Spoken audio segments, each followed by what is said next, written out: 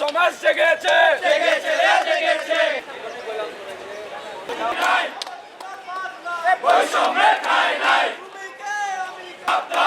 মানববন্ধন ও বিক্ষোভ কর্মসূচির মূলত আয়োজন করা হয়েছে আমাদের স্বাস্থ্য ও পরিবার কল্যাণ মন্ত্রণালয় কর্তৃক যে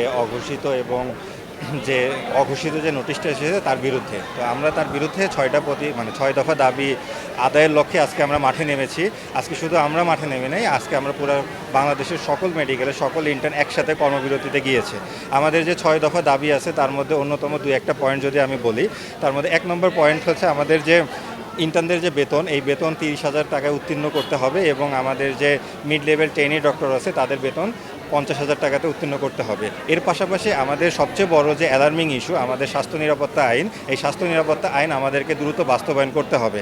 এর পাশাপাশি আমাদের যে বিসিপিএসের যে আমাদের পরীক্ষাতে যে 11,000 টাকা ভর্তি ফি হিসেবে নেওয়া হয় সেটাকে কমে 1,000 টাকায় করতে হবে। এই কয়েকটি আমরা দফাসহ আরও যে আমাদের 6 দফা আছে, এই দফাগুলো সবগুলো যৌক্তিক এবং আমরা চাই আমাদের যে প্রশাসন আছে এই প্রশাসন দ্রুত এই দাবিগুলো বাস্তবায়ন করবে।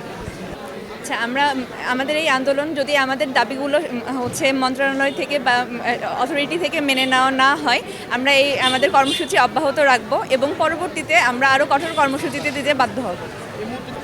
আপাতত কর্মবিরতি বহাল থাকছে এবং আমাদের সমন্বিত সব মেডিকেলের সিদ্ধান্ত অনুযায়ী এটা চলছে এবং পরবর্তীতে আমরা সকলে মিলে পরবর্তী সিদ্ধান্ত আপনাদেরকে জানিয়ে দেব।